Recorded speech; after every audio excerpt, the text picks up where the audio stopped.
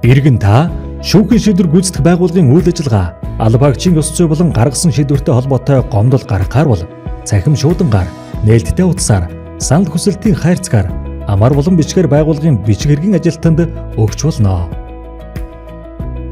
Иргэд байгууллагаас хүлээн авсан өргөдөл гомдлын шийдвэрлэлтэд тухайн нэгжийн дарга хяналт тавьж ажиллана. Өргөдөл гомдлыг шууд шийдвэрлэх боломжтой тохиолдолд иргэдийг чирэгдүүлэхгүй хариу өгнө.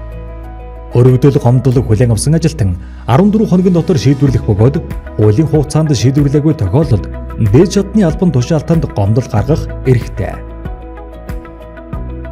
Иргэн та өргөдөл гомдол гаргах эрхээ хэрэгжүүлэхдээ үндсэн хууль, бусад хуулийг зөрчих, бусдын эрх чөлөө, хууль ёсны ашиг сонирхлыг хохирох, ялгуурлан гадуурхахыг уриалж болохгүй.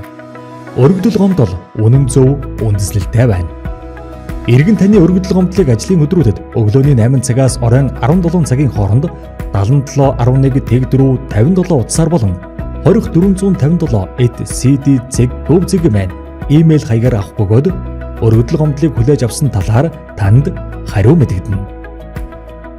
Ховд аймаг дахь шүүхийн шийдвэр гүйцэтгэх газар 457 дугаар нээлттэй хаалттай хорих анги.